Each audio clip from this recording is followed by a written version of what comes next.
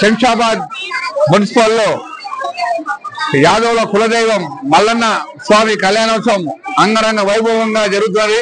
గత 40 సంవత్సరాల నుంచి నిర్విరామంగా అంగరంగ వైభవంగా జరుగుతున్నది.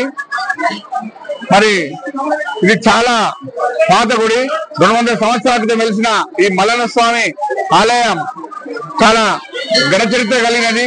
2001లో అప్పటి సర్పంచ్ మా అమ్మగారు లక్ష్మీబాయి ఉన్నప్పుడు ఈ గుడికి జాగా కేటాయించడం జరిగింది.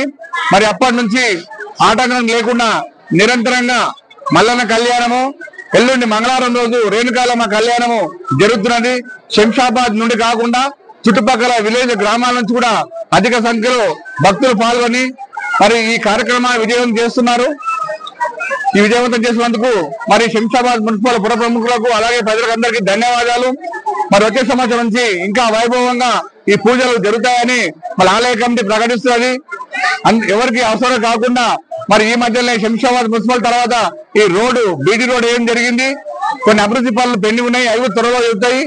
త్వరలో ఆ కార్యక్రమం జరుగుతుందని మనవి చేసుకుంటున్నాం. అందరికీ మల్లన్న స్వామి దేవస్థానం తరఫు నుంచి శంషాబాద్ ప్రజలకు శుభాకాంక్షలు చెబుతూ గత 40 సంవత్సరాల నుంచి ఆగకుండా జరుగుతుంది.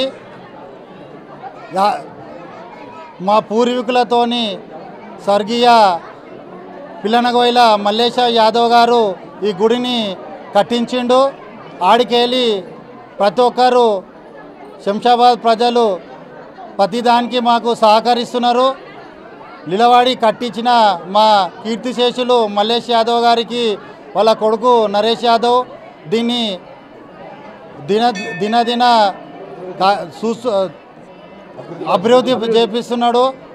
అట్లనే దీని ప్రాంగణంలో ఎంత అనివార్య కారణాలైనా సరే దీన్ని ఆపకుండా మేము దీన్ని నిర్వహిస్తున్నామని కోరుకుంటున్నాము.